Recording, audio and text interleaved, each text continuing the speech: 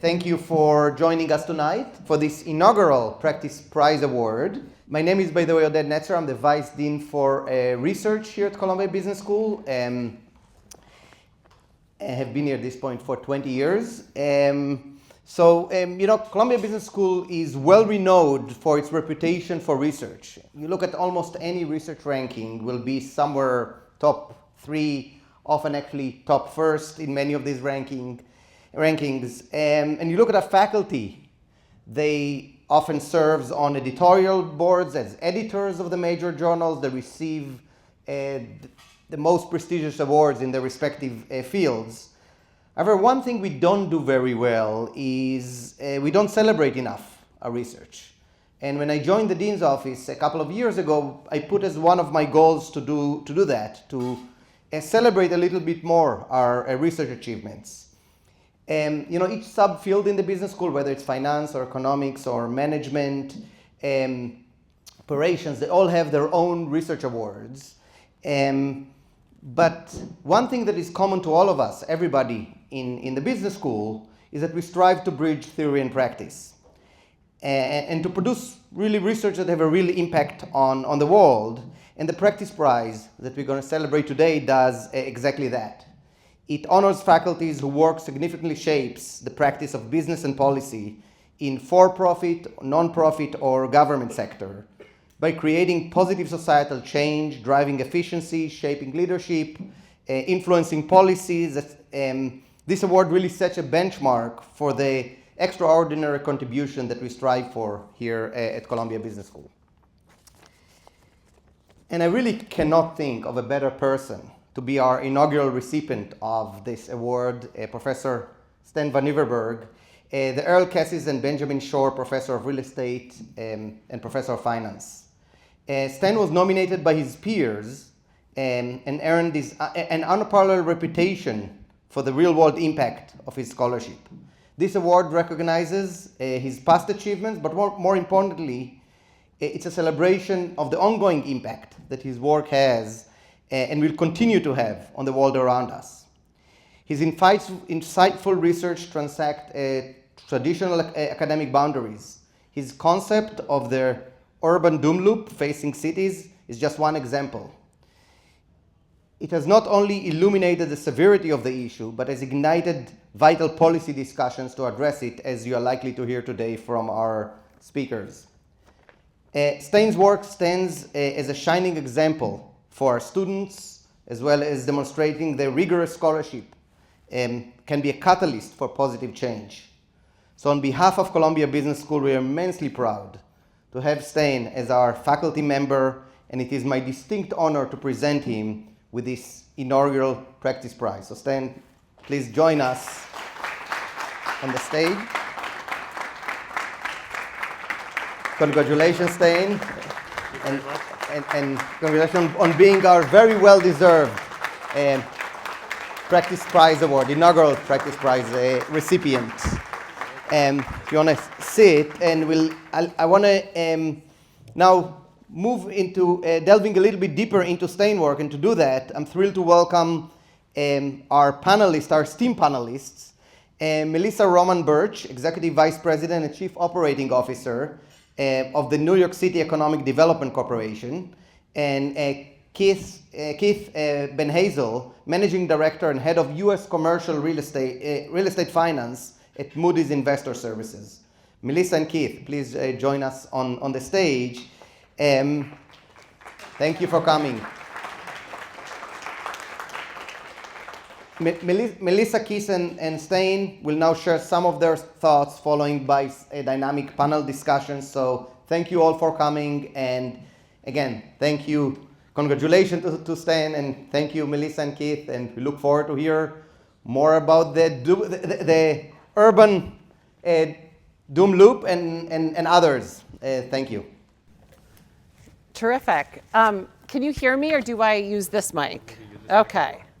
I'm going to say some initial thoughts, and I might stand over here before we launch into our panel. This is very exciting, so thank you everyone for having me. My name is Melissa Roman Birch. I'm the Chief Operating Officer at the New York City Economic Development Corporation. We're also known as the EDC, and just to give a little bit of context, we really work at the intersection of business and government. The EDC is a nonprofit public benefit corporation charged with redeveloping underutilized city-owned land into assets that improve neighborhoods, deliver new tax revenue, and create new jobs in growing sectors. We also structure and authorize tax incentives and financial tools in smart and strategic ways. At the heart of the EDC is a sprawling real estate portfolio. We actually oversee about 64 million square feet of assets. These assets span the 5 boroughs, and they encompass office blocks under Times Square and in downtown Brooklyn, port terminals in Brooklyn and in Staten Island, the Hunts Point food distribution center in the Bronx, and the list goes on and on. Our secret sauce, however, is that we are the theory in the lab.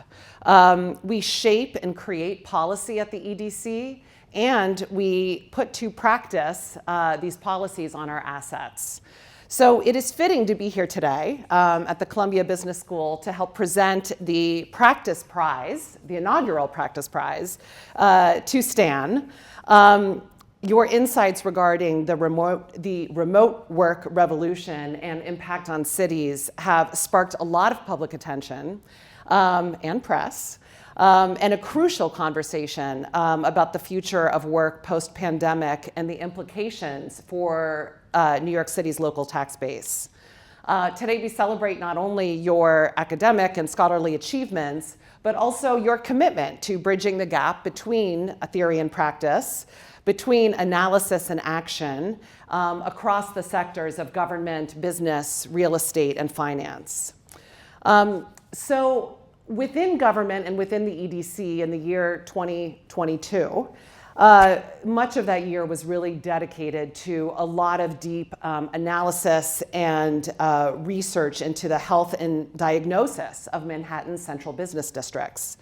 These CBDs generate about 25% of the total tax revenue, of the total real estate tax revenue for New York City, and pay for vital city services across the 5 boroughs. So this tax revenue pays for our sanitation and education and housing and public safety. So while the relationship between the health of our commercial core and our tax revenues has long been understood, the pandemic brought a new variant into the conversation, and that variant was specifically the impact of remote work and hybrid work on the office asset class. So if you can work from anywhere, why work from an office? Why work from New York City? And these were very much the questions that we were working on in 2022 under the leadership of the mayor and governor, who convened a panel of about 50 civic leaders across business, real estate, academia, and the arts to answer that question and to map out a pathway for reforms and for regulatory action.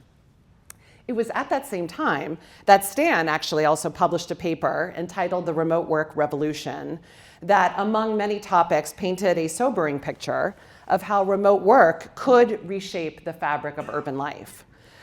So by the year 2023, if you had not heard of Stan, I think you might have been living under a rock. Headlines of the doom loop, of the urban doom loop, were everywhere.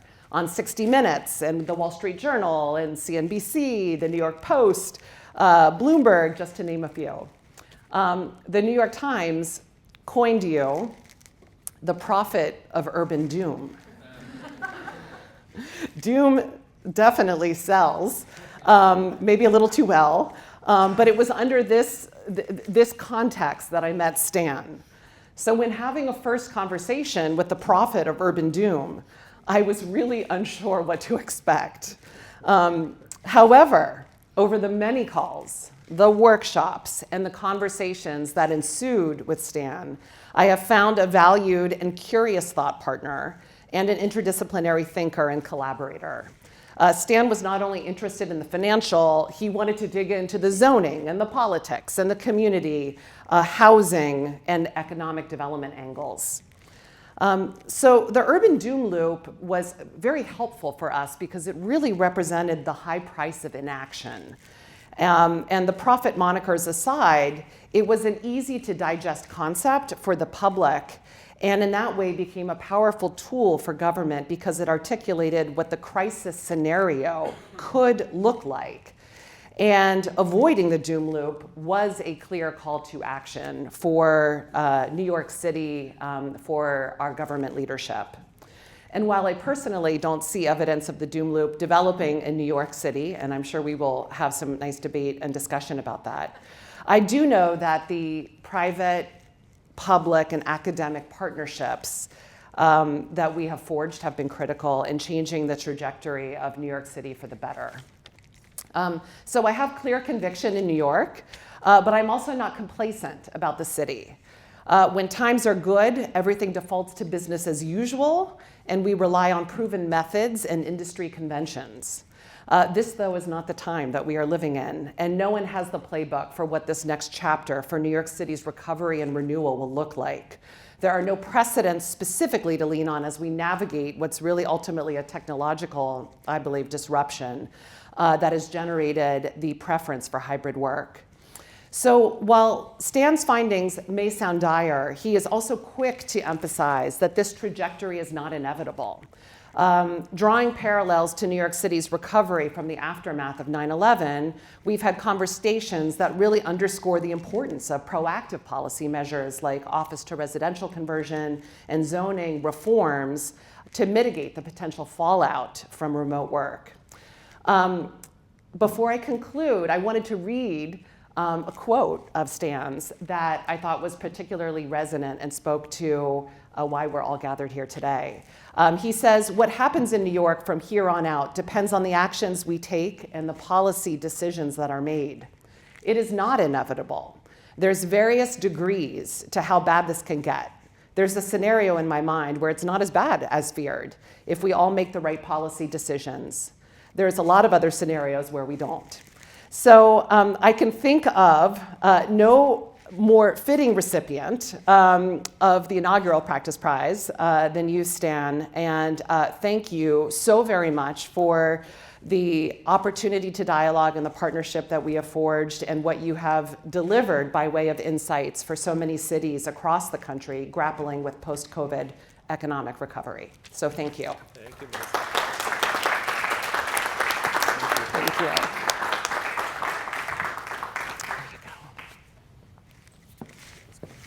I'll use your spot again. Okay.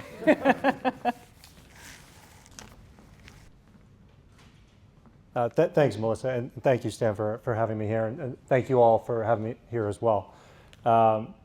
Columbia University faculty, students, staff, and industry members, I'm Keith Banhazel, Managing Director and Head of Commercial Real Estate Finance at Moody's Ratings. It is my distinct pleasure to be here today to celebrate Stijn for receiving the Practice Prize Award in its inaugural form. Through his teaching at Columbia University and various other fellowships, his well-read research, service within academia, interactions with local communities, and the CRE industry, Stijn has been able to probe more profoundly and pioneer with boldness. He is an individual whose work has been of great interest to the commercial real estate industry and many of the market participants that have components of the economy that the CRE sector touches. He has been successful in being able to speak to real-world issues, as Melissa was highlighting, and explore opportunities for improvements in the way we work and live. Whether it is when Stijn is discussing his thoughts and research on work from home, which has been pretty significant and mostly negative, but I think there's a component of that that you highlighted that it's evolving and it's not all negative, so thank you for bringing that up, Melissa. Office transition to multifamily, or the impacts of the changing landscape within cities and the people that live in them. The award he's receiving today is not just a recognition of excellence, but a testament to his dedication, creativity, and ongoing pursuit to collaborate and offer his knowledge. His work has brought an interest and been thought-provoking for many within and outside the commercial real estate industry, And I think it's awoken people that had a light interest in commercial real estate, but have really stepped their toes in because they didn't really understand it. And now they're curious because it may impact them. His steadfast dedication to advancement speaks volumes about his character and his time commitment to engage. He is patient, he engages with folks, and he doesn't just engage with the same people and over again. He has taken the time to meet many different facets of his work and where the people live that impact some of the work that he's discussing. Melissa, you probably can relate to this. So Stijn sends an invite for us to catch up, and he sends his CV and highlights a couple of things. I went through it. I'm like, Stijn, you've either made this very easy for us or very hard. There's so many things to pick from in terms of his accomplishments and awards that he's received over the past number of years throughout his career. So kudos to you on that. It did make it hard, but I was able to highlight some of them. So we could discuss for hours, but across his teaching, research papers, books, conferences, I really wanted to highlight his engagement with federal, state, local, and private organizations as it relates to helping to educate and offering his knowledge to others on office to multifamily conversions and the housing situation, whether it being just the fact that we need more housing or we also need affordable housing. This dynamic and situation that we have unfolding impacts you from a financial, social, and governmental standpoint. Just over the last week, Melissa and I were just catching up. The New York State is rolling out new policies as it relates to housing and property conversion incentives. So very curious how that's going to trickle down to the city here. Stijn has recently engaged with reps from the White House, the New York Fed, and local housing organizations, to name a few. Actually, I do want to highlight this. 60 Minutes. You brought it up earlier. I was just flipping through the channels. I actually had COVID at the time. It was early January, and I was annoyed by having that, and I'm watching 60 Minutes, and I'm like, wait, Stijn, oh my God. And he's being interviewed, going through an office building, highlighting some of the research he's worked on, but it just related to me so well that primetime show, 60 Minutes, which is nationally broadcast, it has bubbled up to the point where the conversation that we're having, within our offices or across the city and in different buildings is now taken of interest to the point to be on 60 Minutes. So I think this story is not going away. So I think the groundwork you've done, Stijn, is going to pay dividends as we continue to figure out the situation. From a personal standpoint, I had the opportunity to work with Stijn during COVID. I didn't have COVID at the time, but we were remote. We did an event for Columbia Business School alumni on the intersection of commercial real estate and ESG. Stijn was a fantastic collaborator. It was a seamless event. Looking forward to doing more of those. I've also had the privilege of working with Stijn through Moody's Ratings Board. He's been a member for the last number of years. I think it's 4 years now, where he offers his expert opinions and advice to senior leadership at Moody's. And I was fortunate to join him and others at a meeting last fall, which was a great conversation. So with that being said, I've had a great opportunity of getting to know Stijn over the last couple of years, and I really appreciate you inviting me to here today. Congratulations on this achievement. I wish you much more success and accomplishments in the years ahead. With that, everyone, let's give Stijn a round of applause. And I'll pass it over to the man of the hour for a couple words. Thank you so much. Thank you. You're welcome. Thank you so much to both of you, Melissa and Keith, for these really generous words. I'm quite humbled and honored to stand here in front of you. Esteemed faculty, colleagues, students, great to see some of my students here in the audience. Just wanted to share a few thoughts. Also, Vice Dean Odette, where are you, Odette? Thank you so much for your kind words. Many of you here in the room are doing a lot of important work, as Odette was saying, and I think many of you will no doubt receive this award at some point in the future. I think what we need to reflect on, sort of especially now, in this sort of difficult hour for Columbia University, is sort of something that Odette was beginning to talk about, which is, when you think about the job of an academic, it's an interesting sort of diverse job. We do four things. We do research, we do teaching, we do service to the academic profession, and then we do this thing that our former president Bollinger called the fourth purpose, which is sort of a relatively new thing, except it's not. We used to do this for centuries, but we sort of forgot a little bit about it along the way, which is to try to impact society and impact businesses, as business school faculty. And I'm going to go out on a limb here, and I'm going to say that there's probably never been a better time and a better place than right now at Columbia University to recognize the importance of engaging with society and with business. As we are having this meeting, there are protests on the main campus, right? And I think there's sort of the context here is that there's this growing distrust of experts and distrust of institutions like universities. And it's playing out right now in front of a global TV audience, right? And so sort of as I was reflecting on this, I was thinking, what can we do about this, sort of as individual faculty members, as individual administrators, students at a business school?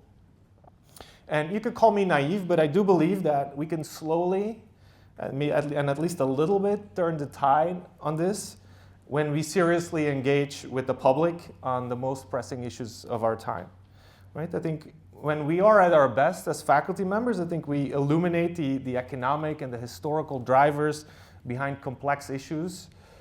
We give coherent and data-driven policy advice. We shed light on the incentives of the various participants in debates, maybe even expose some hidden agendas. Right? If you think about it, and sort of also reflecting on the historical role of academics, we are one of the few remaining impartial voices in society. Now, we are not always living up to that, but when we do, and when we take up that mantle, with a scientific mindset and with integrity, I think we can earn the trust of the public back. And I think this practice prize is really like a reminder and a motivator, I think, for all of us at the university to deepen our engagement with business and with society and to try to help make it better. So at Columbia University, we pride ourselves for being at the very center of business, right? That's our slogan. And here in the heart of New York City. And as one of the MBA students I was speaking with yesterday said, the success of New York City has always been intricately linked with the success of the real estate sector. And that's very true. Real estate is very much at the core of New York City. And so 4 years ago in April of 2020, as we were all at home, sort of working from home, sort of by, force majeure, I began to think that the pandemic could really have major implications for the fortunes of the real estate sector and even for the future of cities. And, Arpit will sort of feel my pain. When I was coming up for tenure, that was just before the great financial crisis, we had another big real estate crisis, and I didn't have any time to work on the topic because I was trying to revise my papers to get tenure. So I vowed at the time to never let another good real estate crisis go to waste. So when it happened, I was ready, and I convinced Arpit and Vrinda and Candy to work along on a new research agenda. And we wrote and published the first paper on urban to suburban migration in America and its implications for house prices and rents. And then in parallel, we started working on a paper on the office market. And we titled it Work from Home and the Office Real Estate Apocalypse. Like Melissa says, doom sells. Good titles are very important for my younger colleagues. So we quietly put that paper on SSRN, which is a working paper repository, in June of 2022. And less than a week later, I get a knock on my door from Glenn Hubbard, who was our dean at the time. And he says, did you write this paper, The Office Apocalypse? I said, yes, I did. He's like, yeah, I just got a call from Stephen Roth. For those of you who don't know, Stephen Roth is the chairman, CEO of Vornado. He's the largest office owner in New York City, maybe in the world, I don't know. And he started yelling at Glenn, like, what is this Office Apocalypse paper out of Columbia Business School all about? So that's when I knew I was onto something. So I spent the fall of 2020, sort of reflecting on the impact of remote work on cities, on the urban environment, decided to devote my presidential address to the American Real Estate and Urban Economic Society Association on the topic.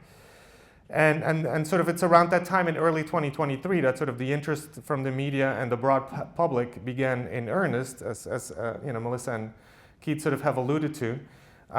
When I ask my 13-year-old son what his dad does for a living, you know what he says? He says, "My dad is a professor of doom."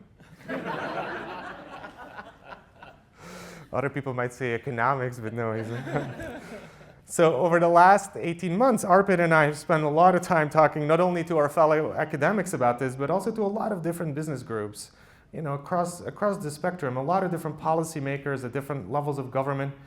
And also, I think we both made a concerted effort to communicate with a broad public through webinars, through podcasts, panel discussions, interviews. And I think this engagement, at least for me, I don't know about you, Arpit, but it has been deeply rewarding. And it's really helped me to see the many different angles to the story, including some of the anxieties that many regular people feel when you explain the urban doom loop. And I think it's sort of important to acknowledge it and then reflect on that. And I think that feedback from folks like Keith and Melissa has really improved our research and our teaching on this topic. Now, the reactions to the Apocalypse paper convinced us that we wanted to contribute not only a diagnosis of the problem, but also a potential solution. So last spring and summer, we wrote our paper, Converting Brown Offices to Green Apartments, which was sort of thinking about office conversion, which we'll touch upon a little bit more in the panel. And that paper sort of triggered a barrage of emails, another set of emails from developers, from local policymakers in every city that wanted to know, can I buy this building? Is this building convertible or not? And it really sort of led to interesting engagement with folks on the ground in all these different places in the US, as well as with sort of more higher level engagement with the White House and with New York policymakers that were crafting policies to stimulate these office conversions. And sort of the more recent chapter to all of this was that our colleague Sheena Iyengar motivated me to organize an innovation workshop on the future of New York City real estate back in December, where we brought together state and local policymakers. Melissa was there as well. We had developers, we had bankers, we had architects, we had academics, we had some students to basically brainstorm ideas for how to move this office conversation forward, this office conversion conversation forward. And with MBA student Chris Burns, we co-authored a white paper to sort of reflect that discussion and to try to carry that discussion forward. And just yesterday, I had the pleasure of discussing that paper with a bunch of interested MBA students, and I thought it was a really stimulating discussion. So, over these past few months, sort of the good news, I think, at the end of all of this is that we've seen some major movement on housing and office conversion policy at the federal level, at the state level, and at the local level. Just last week, and you've probably seen this in the newspaper, New York State passed a historic housing bill, which at least in the last 5 years is the most important housing bill that we've had. And we're going to discuss this in a little bit more depth in a few minutes. But it's these sort of policy actions that make me hopeful that we won't let this crisis go to waste, like Melissa said, and that out of the ashes of the office apocalypse, the phoenix of a new New York can arise. So thank you very much.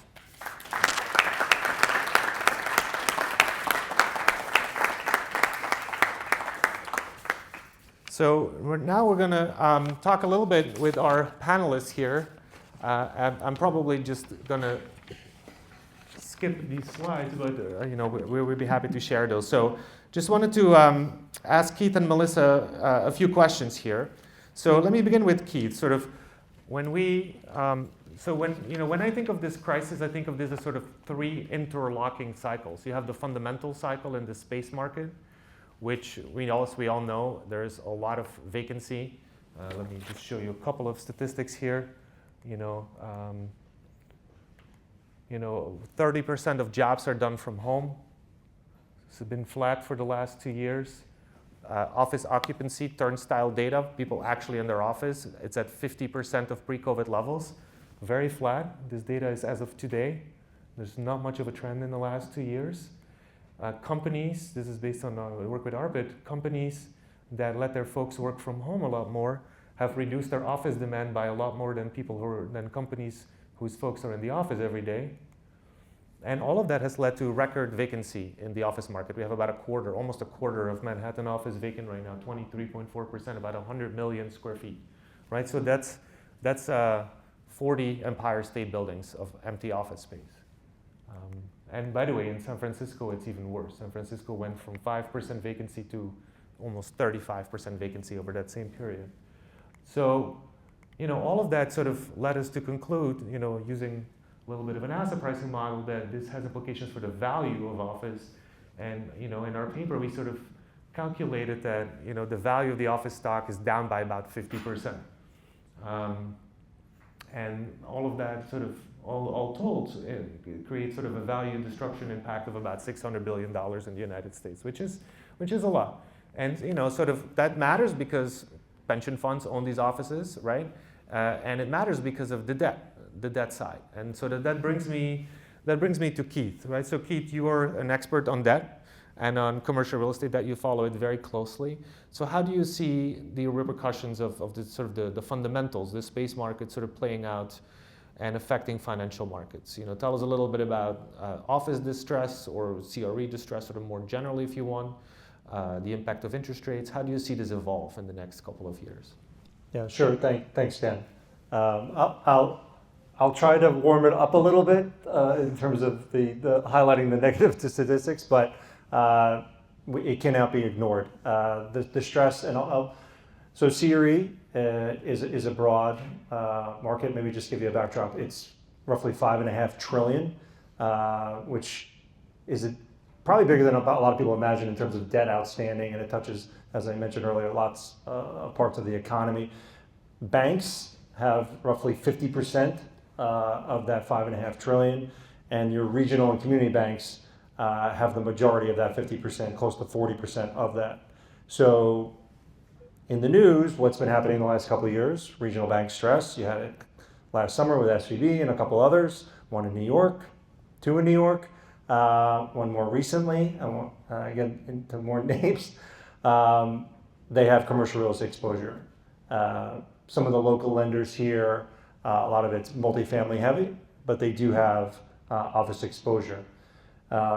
If we move to the sort of next peg after banks, you have life insurance companies. They have roughly 15% of CRE debt outstanding. And you have CMBS, which is off balance sheet lending. Securitized space is also 15%. And then you get into other components. There's Freddie and Fannie Mae that have multifamily lending. But again, back to the banks. And I mentioned the banks because post-GFC, CRE lending really moved from the GSIBs, your big banks, to the regional community banks. It's very much a relationship business. Your bigger banks are not lending on construction. They're not lending on risky assets, but somebody is. In a lot of cases, it's the regional banks. So you're seeing that in the news right now. We have a wall of maturities coming due. CMBS is the off-balance sheet lending and can be worked out within a trust with a servicer. But if it's on bank balance sheet lending, that stress and how banks handle it, and you saw more recently in New York, can lead to imminent default very quickly if there's a run of deposits. So it's not just that there's CRE impact, it touches so many different facets of the financial markets that you can have dislocation where maybe the match was lit by commercial real estate, but the trickle-down effect can be substantial. And I think some of that is what Stijn is speaking to. So I mentioned where the CRE debt is outstanding. From a property type perspective, office is the clear laggard. If office was by itself, all of commercial real estate would be in big trouble. Good news is we've entered this point of high interest rate environment post-COVID from a point of strength. Retail came in with strong performance, rebounding from COVID. Same thing with hospitality, industrial and self-storage. Multifamily has some issues depending on oversupply, but the overhang on all those property types is the interest rate risk, and that's what Stijn was alluding to. So 3 years ago, it was easy money. You were borrowing at 3-4%. To get a residential mortgage right now, you saw last week it was 7%. For commercial real estate, depending on the property type, depending on the asset and location, it's 6 to 8%. So if you borrowed at 3 and your debt is due, you need to figure it out. Either you're going to try and get an extension with your current lender, or you're going to find yourself having to put more equity into the deal. So that's really how Stan's getting close to a 50% value decline. And a lot of it's just coming from an interest rate gap, leading to value depreciation. Everyone in the commercial real estate sector is hopeful for a Fed pivot, sooner rather than later. That is taking longer. I'll say one more second, then I'll kick it back to you, Stan. So market liquidity is open for commercial real estate, but it's less open for office. Office, it's very difficult to get office financing, whereas the other property types, you can find financing. Office, you're going to need to put more equity in your transaction. You may have to put up some reserves, and you may have to reposition your assets, and the highest best use may not be office. It may be multifamily. It may be mixed use. And I'll leave it there. Back to you. Great. Like you said, I mean, there's a lot of stress right now, right? And it's sort of beginning to get played out as we see, like, I saw some folks from, dare I say it, your competitor, Trepp, speak in my class yesterday, and they were pointing out that something like 40% of bank loans and bank office loans were criticized, sort of as at risk. And then they were also doing some calculations on, given the debt yields that are required for office originations right now, something like half of the office loans do not pencil out or have sort of substantial shortfalls. So it's going to be interesting this year, sort of how this plays out. This year and next, that it's like $1.5 trillion of CRE debt that is coming due. And like you said, a lot of it is fine, a lot of it is industrial, a lot of it is hotels that But the interest rate risk but the interest rate affects types. all of those property types, right? It does. And some are sort of have a bigger equity cushion than others. 100%. Yeah. And one thing that we noticed last year from the banks, the playbook was debt. It's not just coming due this year. It came due last year. If they didn't find other financing from existing debt on a bank balance sheet, banks may have extended at the current rate. They just kicked the can to this year. So that problem doesn't go away. It just may be a bigger debt load this year. Yeah. One last quick question before I turn it over to Melissa. Keith, so how do you think about this possibility of synchronized rate resets, where we're kicking the can down the line, giving all these borrowers 1 or 2 year extension options, and then 2 years from now we're going to find ourselves with this massive wall of maturities all coming due at the same time? It sort of reminds me of what happened in the financial crisis when we had these teaser rates that were 2-year teaser rates, and then all the subprime mortgages all reset at the same time in 2008, and it sort of caused this large wave of synchronized mortgage defaults. Are we setting ourselves up for something like this in 2 years? No, it's a great question. The fact that the capital markets are open is helping alleviate some of that. The spigot is open for CMBS. LifeCo has picked up some of the slack for lending, but they can't pick it up all, neither can CMBS. It's not one for one, but private credit will help out a little bit. You're seeing some non-bank funds really take advantage of bank lending pull back. Some of the names that you've seen in the news have raised tens of billions of dollars to fill a void, but they'll charge for it. So if you're a borrower and you can't, and your debt is coming due, to Stan's point, and you've already extended with your bank, and your bank's saying, we can't extend anymore, you need to look somewhere else, you may look to CMBS, LifeCo, or private credit, but they're going to charge you for it. So it could lead to more defaults, which will create more workouts and more stress depending on the location. It could lead to your doom loop, where there's more concentration of defaults in those areas. But I think 2 years, I think people are confident that there will be a reduction in rates. In some capacity, any rate reduction will help, but it's certainly a concern, Stan. Good. So let's turn it over to Melissa now. So Melissa, you're a key player in New York City's policy response to these challenges, and I know you are at the center of the MCORE program. So could you just tell us a little bit about that program, but maybe more broadly about what New York City has been doing on the policy front, and how that effort is going sort of recently? Terrific. Thank you. Thank you, Stan. So the policy response that the mayor and the governor established was through the framework of our new New York Action Plan. This plan came out in December of 2022, And it has 40 recommendations for necessary action to address the competitiveness of these business districts. I like to sort of think about the 40 recommendation really in 3 primary buckets for this conversation. And I think the framing here is, yes, there's about 100 million square feet of vacant real estate. That's almost 25% of the market. But I will say that the natural sort of rate of vacancy, when you look at the last 20 years in New York City, it's about 8 to 11% of vacancy. So when we think about the excess vacancy in the market, we're not thinking about 100 million square feet of excess. We're thinking about something maybe closer to 50 to 60 million.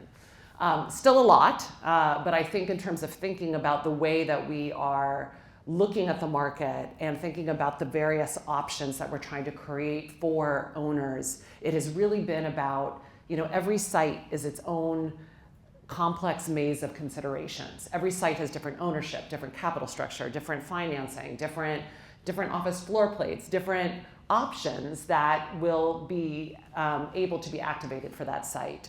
So we were very much focused on how do we create more optionality for owners to make decisions about how to invest in their asset. So one bucket of that is office to residential conversion. And that's been a huge part of the policy response. Folks will remember back in the late 90s, there was actually quite an accumulation of vacant office space, and in particular in Lower Manhattan.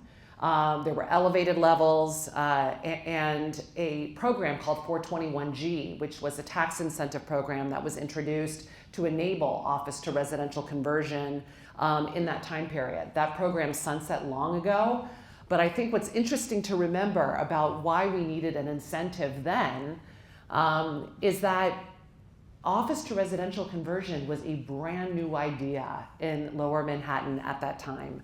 No one was living in Lower Manhattan. We're talking, in the late 90s, this is even pre 9/11.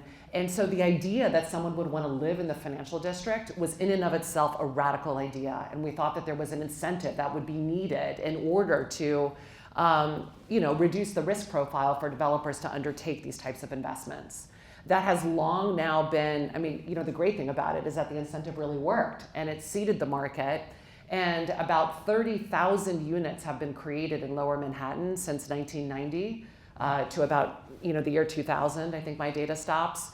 I'm sorry, the year 2020, my data stops. So in that 30-year period, about 30,000 units, and about 45% of them were created through this office to residential conversion incentive. Many conversions continued as full tax, full market rate conversions. So we know that there's, unlike other cities that have never had people living in their downtowns, that is now a very established model here in New York. And, generating more vibrant business districts is a critical part of the new New York strategy, and residential and permitting more buildings to enable to convert to residential is really important. The next was that we also need to make sure that we maintain our office stock as a high quality office stock. And the one thing we know about New York is that our office buildings are very old. So the average age of an office building in New York City is about 80 years old. We have had very small, slow deliveries of new office space over time. The most dramatic delivery of new office space has really been Hudson Yards. And we saw the incredible market reception to Class A plus trophy. It really set a new standard for what it means to work inside of an office building. And we're seeing all across the market a real flight to quality in buildings that are invested in. We see that they have lower vacancy rates, they have higher rents, and they have higher leasing velocity. So we also want to make sure that in this period that we're not just like fleeing from office, because we have the confidence as a city that New York will continue to be a global destination for work. And we want to make sure that our business districts are competitive globally. So we have introduced a new tax incentive program that is aimed at helping to reduce the cost of investment and to lower some of these headwinds and drive investment into owners of A- or B quality office buildings into upgrading their office buildings into nicer office buildings. So we would require a pretty significant investment, about 75% of assessed value, but would also offer a 20-year tax abatement and other incentives, in order to activate this market. And we've actually brought this new tax incentive to the market, and we've had really exciting uptake from office owners and have awarded incentives to our first 2 office buildings. One in the 3rd Avenue corridor in Midtown East, and one in Lower Manhattan on the Water Street corridor. The last bucket is really about public realm and what's happening in our office districts from a streetscape perspective. I'm so glad that the conversation is not only about incentives, but also about the quality of the experience of what it means to be working in Midtown and working in downtown. We created the office of the first public realm czar to help quarterback all of the interventions across so many city agencies that have to happen to ensure that we have more street furniture, wider sidewalks, more street trees, thinking maybe about closing streets to enable more pedestrian activation. So that is also a critical cornerstone of this plan, and also speaks to the liveliness that we want to see from the retail. That is a huge influence on the way that people perceive the vitality of our business districts. So that, in summary, is the major policy response in 3 buckets. It's about driving more housing, and I think it would be great to talk about the success that we've finally had in this legislative session, but also about recognizing that we will continue to be a center of work and need to invest in having best-in-class office. Great, that was a very nice summary. I think there's, like you said, a ton that has happened in the city over the last couple of years, and it's really encouraging to see. I think New York is sort of at the vanguard across cities, but lots of other cities are having office incentives in place as well. So let's talk a little bit about the state. I mean, many of you who are maybe not in real estate are not following this so closely, but we really had some important news from Albany coming out on Monday or over the weekend. It was a little unclear, and I guess it's still a little bit unclear because they're probably still negotiating the fine details, but it turns out New York State actually has a lot of jurisdiction over what we can and cannot do in New York City. Maybe you guys know this better than I do, but I've been told that the history of this is that when New York City was bankrupt in the 70s, we had to cede a lot of control to the state. And so, the state decides our zoning in New York City, which is unpleasant because it turns out there's entire parts of the west part of Manhattan where residential is not allowed. And unfortunately, we have a lot of half-empty office buildings in exactly that part of Manhattan. So some of these things were up for debate. There was a broader debate about how to create more affordable housing, and then there was this question of, can we subsidize some of these office conversions? So Melissa, do you want to make an attempt to summarize your current understanding of what's happening or what happened? Sure. There has been some very exciting news coming out of Albany. And this is long awaited because in 2023, we were hoping for this news and worked through a legislative process and were not successful. So that was pretty sobering, and a lot of the strategies and the tactics had to be reassessed and retooled. And so it is very gratifying for so many involved to have come out of this legislative session in Albany with the following. I think first, just focusing on housing, I think that we all see that there's a really exciting opportunity to use the crisis within obsolete office and this elevated office vacancy to also help address some of what we are experiencing in terms of the lack of housing supply that's happened over the last 30 years in New York. So I want to be clear, office to residential conversion is not a silver bullet. It does not solve the housing crisis. But we do think that the policies that I'll describe will probably create about 20 to 30 million square feet of, will take 20 to 30 million square feet of obsolete office because it will now be permitted to get converted to residential. So what happened in Albany is the following. One is that The date, so you were not allowed to convert an office building in New York if the building was built after 1961. That's just how it is. It's codified in the New York State Code, and we have been able to change that to 1990. So now there's about 130 million square feet more that was built between 1961 and 1990 that is now eligible for residential conversion. Doesn't mean that it will all convert, but it's now eligible. The other exciting thing that happened is that the 12 FAR cap was lifted.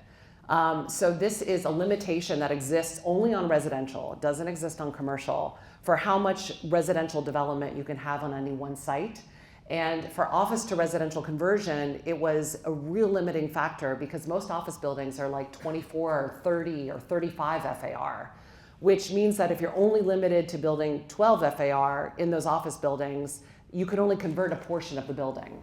And mixed use buildings, I mean, if we're scratching our heads about trying to finance, office asset class or multifamily asset class, trying to do a mixed use building is probably the hardest of all of them because you have to, sort of align your capital structure for people that, want to be invested only in office or want to be invested in multifamily. What if I want to get my coffee downstairs? Yeah, exactly. And then the last thing is just that we were successful in getting an office to residential incentive for affordable housing. So you can still convert your building to 100% residential, 100% full tax. But if you do decide that you want to, and this is at the owner's discretion, introduce 25% affordable housing, you can get a 90% property tax abatement for up to 30 years. And there's a lot of detail in that because there's a sliding schedule depending on the date that you file, but we're not going to get into all that nuance now, other than to say that this tax abatement will mean that we will now be able to deliver some amount of affordable housing into the highest cost areas within Manhattan, where really trying to build affordable housing would have been out of the question. So this is a very exciting turn of events, and you're right, Stan, all of the regulations are still getting finalized and tweaked, and all of the analysis now of really analyzing what was passed and what does this all look like, we'll be eager to work with you on. Yeah, I was actually running the numbers this morning, changing my model to try to figure out what does this Albany incentive do, and it does help a lot. I mean, again, we don't need to get into the details now, but the 90% incentive helps a lot, but it's actually not quite enough, believe it or not. As expensive as it is to the taxpayer, it's not quite enough. So Candy was running the numbers this afternoon. We can get into that on Friday because you and I are on a panel on this topic. Look forward to it. So I want to be mindful of time and just finish this discussion with two more big picture things. Let's sort of zoom out a little bit and think about the future of cities for a second. You can't really have any panel these days without talking about AI and without talking about the climate. So I'm sort of curious about your big picture thoughts in just a few minutes on the climate, right? So, the built environment is responsible for like 30% of greenhouse gas emission. We have this whole climate transition that we're going to have to make. I think US investors are a lot less attuned to it than, let's say, European real estate investors. I know, Keith, that Moody's is doing a whole thing around net zero transition and how to finance that transition. So sort of curious to hear your thoughts on that. And then on AI, I think it is not inconceivable, and we will know, nobody knows, I think, but it's not inconceivable that some of it will be labor replacing. So what does that mean for our cities, right? If we have, and it will hit professional services pretty hard. So what does that mean? Does that mean we have further drops in demand for office? Does that mean we need to reorient our cities towards becoming cities of consumption? This is something that Ed Glazer has called the playground city, as opposed to the city where we all come and work. It's the city where we all come and play. We hang out, we go to bars together, the robots are doing our job. It doesn't sound so bad. I actually asked DALL-E to make a rendering of that. So this is DALL-E's city of the future, where the people are sipping and watching YouTube while the robots are doing all the work. So curious to hear any or all thoughts you might have on that. Sure. I can start. Let's start on the environmental component. So in New York, there's a law called Local Law 97. The quick details are people that own office buildings or any commercial building except a place of worship needs to lower their carbon emissions by 2024 is a small bogey, but the big bogey is in 2030. Correct me if I'm wrong, unless that's changed. So what does that mean? It means you're getting X revenue and your expenses are Y right now. Another line item is going to be how do you lower your carbon emissions for that building? That means you're probably going to have to update your HVAC system, your electrical system, things like that. You're going to have to retrofit your building. It costs money. You can finance that. Empire State Building you mentioned earlier, they actually did that a number of years ago. It's a good case study. There's an older building, and now they've been able to attract other tenants on a small footplate, which they have there. But it doesn't work for every building. So what landlords have been doing to get ready for this, some that you may have mentioned earlier have said, I'll just pay the fine. I have deep pockets, I'll figure that out. Or others have said, I need to figure this out. I'll be able to attract better tenants if I have a LEED certified building. And to attract those tenants, to your point, there's a flight to quality. So if I can green up my building, renovate it, move from class B or even B plus to A minus, I may be more sustainable to stay in as an office building, let alone comply with Local Law 97. Now, Local Law 97 is a New York law, but cities across the country have something similar. Either they're offering some incentive for you to do it, or there's the stick like New York where you're going to get fined if you don't meet it. So I think it's still playing out. That's one component of it. You brought up corporate social responsibility. Moody's, where I work, we're trying to be carbon neutral by 2040. BNP Paribas is an investment bank in Europe. They're global. They're saying they're carbon neutral now. And some of that is proactive in the way they work, but also you can pay for credits. Duke Energy, for example, they have power plants. They have coal power plants. Is trying to get carbon neutral by 2050. So a lot of corporate social responsibility that intertwines with the office sector. If the tenant is trying to green up, maybe they're going to want to be in a building that offers green incentives and a playground. I'll touch on that for a second, then maybe I'll pass to you. So Moody's, we got written up the other day in Commercial Observer. I don't know if you saw the article. We're in Seven World Trade. It's owned by the Silverstein Corporation. We're the anchor tenant there. We gave a couple floors back last year, and we've gone to hoteling. It's a hybrid work environment where you go through an app called Space IQ, and you sign up. So we did decrease our floor square footage, but we did put some money back into the building. Our top floor is a collaboration space. We have events there. We showcase our products and data and models, and it's a place where people can come grab a coffee. They can meet with colleagues, they can meet with customers, and we can have events. That did not exist before. So we're not leaving the building per se, but we've lowered our square footage, but just reimagined it. I don't even call it a playground. It's a rating agency, it's a financial services, not a playground. But we're certainly evolving, and I think many companies are going to have to think about that over the next couple of years.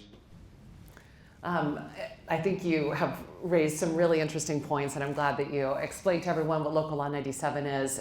It's, as I sort of think about where we're headed, not only in New York, but across really the globe, I think we'll look back at Local Law 97, and it's not going to be this huge bogey that we envision it to be now, because the world is separating into green buildings and brown buildings. And if you are not staying competitive and investing in your asset, you will lose. And this is just, on some level, I think it's going to be like a kick in the pants for landlords to make these investments. We have taken the stick approach. And by the way, we've seen some really interesting results, which is that 2024 is, very, very easy to meet. But 2 years ago, close to 70% of buildings didn't meet the 2024 standard. Now something like 92% of them do. So even without that that stick being upon you, people have been making the investments and the market has been moving. And I think that part of this is that it was very market leading in 2019 when it passed. And I think that New York will still continue to want to be on the cutting edge of what's happening with clean energy. We have our own clean energy targets in New York to be 100% clean energy by 2040. And we're investing heavily in that infrastructure, whether it's offshore wind, battery storage, transmission lines, all of what is needed to really facilitate that for office owners to eventually electrify, which is what is going to happen for the office stock. All of these buildings will need to remove natural gas boilers and eventually move to all electric systems. So it's a dynamic time, but I feel like the writing is on the wall and it's inevitable. I also think that lenders in 2030 are not going to want to lend on buildings that, I think there'll be too much risk for them from a value creation perspective if they are working in, with operators or with developers that aren't delivering best in class. So I think we're going to see it infiltrate in a number of ways. And I think just the last thing I'll mention on this is that we have started a decarbonization finance task force at the EDC. We're actually working with NYU on it, but sorry, I don't know if that was a bad thing to say. I've never heard of them. But in a collaborative environment, we'd love to bring Columbia into this, but with lenders, with owners. But the goal is to a lot is said around office developers or developers and what their exposure is, but we're trying to now get a lens towards what is a lender's exposure across their portfolio to the local law 97 fines, because they may be more willing to start to think about green finance in a different way if they understand their own risk profile in their existing asset portfolio. So I think data and analytics is really powerful, and I know you are doing a lot of that work, Stan, and I think that as we try to uncover the solutions to these problems, whether it's office vacancy or decarbonization finance, we're really going to have to start to segment out the marketplace and start to get to a level of nuance in our discussion. Great, thank you so much. As you can see, there's a lot to unpack here. There's a lot of moving pieces. I think we're going to need to have these two wonderful folks back for another panel on the green environment. And they didn't even dare to answer my question on AI, so we'll keep that for beers. Thank you again so much for this great honor, and thank you for coming tonight. I hope you found, especially the panelists, useful. I did. See you around. Thanks so much. So yeah, thank you for coming and highlighting all of these impact that Stan had on your work, but also sharing the future of real estate. And again, congratulations to Stan on being our inaugural recipient of the Practice Prize Award.